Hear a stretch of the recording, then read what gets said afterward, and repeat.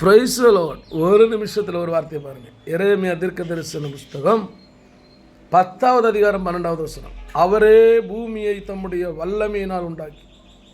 பாருங்க, தெய்வம் என்று சொல்லி ஆராதிக்கிறவர் நாம் உருவாக்கினவர் அல்ல.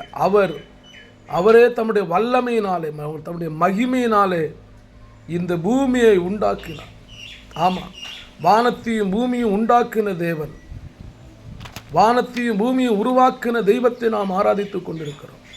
சர்வ வல்லமையுள்ள தேவன். அவருடைய ஞானத்தினால் வானம் படைக்கப்பட்டிருக்கிறது. அவருடைய ஞானத்தினால் பூமி படைக்கப்பட்டிருக்கிறது. அவருடைய ஞானத்தினால் நீங்கள் உருவாக்கப்பட்டிருக்கிறீர்கள். அவருடைய ஞானத்தினால் நீங்கள் வாழ்ந்து கொண்டிருக்கிறீர்கள். எத்தனை காலம் வாழ்வீர்கள் என்று உங்களுக்கு தெரியுமா? தெரியாது. ஆனால் உங்களை வாழ வைக்கிற தெய்வத்துக்கு நன்றி செலுத்தி அவருடைய நாமத்தை மகிமைப்படுத்துங்க. அவர் ஒருவரே மெய்யான தேவன், வானத்தையும் பூமியும் உண்டாக்கின கர்த்தராகிய ஆண்டவர். அவரை ஆராதியுங்கள். அவர் உங்களை ஆசீர்வதிப்பார்.